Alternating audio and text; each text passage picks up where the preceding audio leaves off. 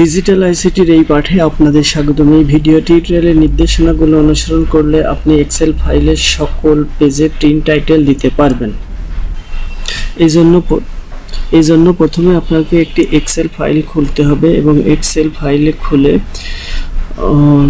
দেখতে হবে যে প্রত্যেক পেজে পেজে হেডিং আছে কিনা। এটা দেখুন, আমরা চাচ্ছি যে এই 2 নাম্বার ওটা ID, beneficiary name, mobile number, NID, student amount, student এইটা প্রত্যেক পেজে আছে কিনা। এই জন্য আমাদের যে দেখতে হয়, তাহলে ফাইলে যান, ফাইলে যে প্রিন্টে যে প্রিন্ট প্রিভিউ, এই যে দেখুন, এই যে প্রথম পেজ, দ্বিতীয় পেজ, এইগুলো নাই, অর্থাৎ প্রিন্ট টাইটেল প্রত্যেক পেজে নাই।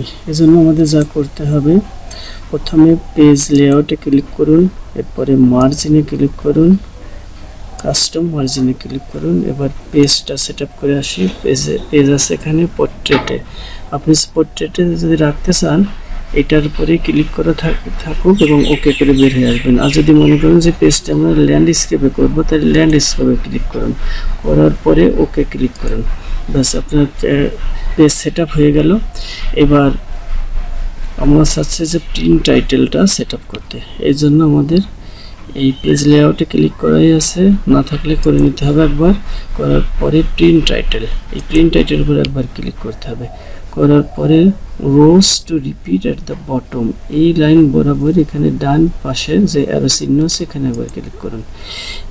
এবার আমরা যে রোটা প্রত্যেক পেজে নিয়ে আসতে চাচ্ছি, সেই পেজের উপর ক্লিক করব। আমরা চাচ্ছি যে 2 নম্বর রোটা, এই যে এইটা প্রত্যেক পেজে পেজে আসুক। এজন্য আমরা এখানে একবার ক্লিক করুন। ক্লিক করার পরে এখন দেখেন এরকম একটা আকার ধারণ করেছে, এই যেখানে চিহ্ন। তো এখানে এই চিহ্নটা ধারণ করার পরে যদি আসে, তাহলে আমরা এই অ্যারো চিহ্নের উপর একবার ক্লিক করব। অ্যারো চিহ্নের উপর ক্লিক করার পরে ওকে করব। এখন আপনার কাজ শেষ হয়ে গেছে। এখন যদি আমরা প্রিন্ট প্রিভিউ দেখতে চাই, তাহলে দেখবো যে প্রত্যেক পেজে পেজে এই অ্যারো চিহ্নটা চলে আসছে। এই যে প্রত্যেকটা পেজে এখন এই যে এটা চলে আসছে। এখন আপনি প্রিন্ট করলে পরে প্রত্যেক পেজেই এটা আসবে।